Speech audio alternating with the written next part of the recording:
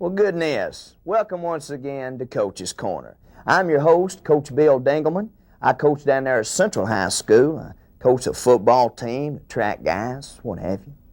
Well, goodness, today I thought we'd get away from the X's and O's and discuss a topic that is not talked about very often, but I feel it's an important subject and should be addressed, and that is, as a coach, dealing with stress during the season. Now, I know traditionally the coaches are thought of as being tough role models for the guys, show no emotion, keep everything inside, be a man, and I used to think that way, but I'm here to tell you that that can cause some serious problems down the road for you. And you know, I could sit here and read facts and figures, show you charts and graphs, what have you, and probably parade some doctors in, have them talk to you, and I know it wouldn't do a lick of good because I know how coaches think. I used to think the same way.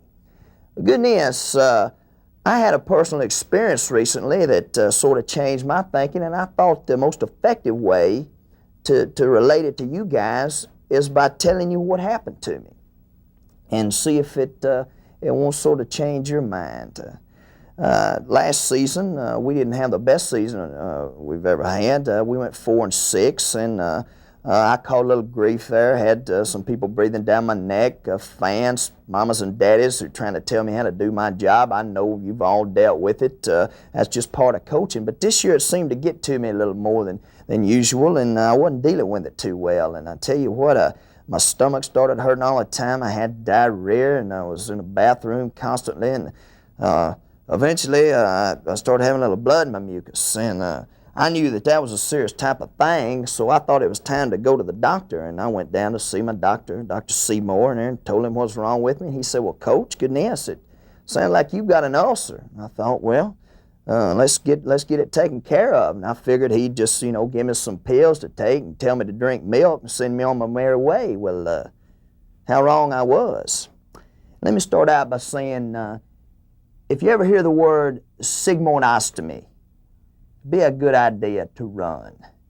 Because, guys, the next thing I know, I'm back in his examination room up on a table buck naked with two of his nurses in there helping him run a transatlantic cable up my hind end. They said it was a camera. They're going to take pictures of God knows what up inside of me. They're ramming that thing up there. I'm laying there naked, sweating, and two lovely little nurses there looking at my naked butt, my little goober hanging out there. And I tell you what, goodness, it is not a pleasant type of thing.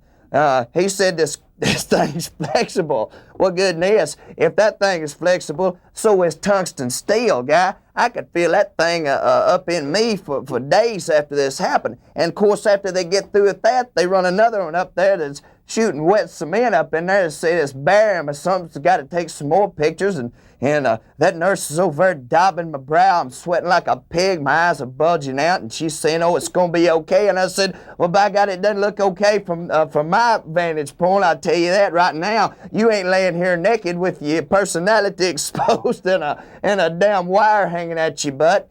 And goodness, they finally get all that stuff pumped up inside of me and take that picture, and then they go, "Well, listen, go on down to the bathroom there and hold on to it until you get there." A little leakage is normal, by the way. A little leakage. I had about 8 pounds of wet cement coming out my butt. I'm trying to hold that together. Hell, I don't know who designed that damn hospital, but hell, the damn restroom was about as far away as you could put the thing. I finally get there and let that go, and let me tell you something. I splintered that toilet seat.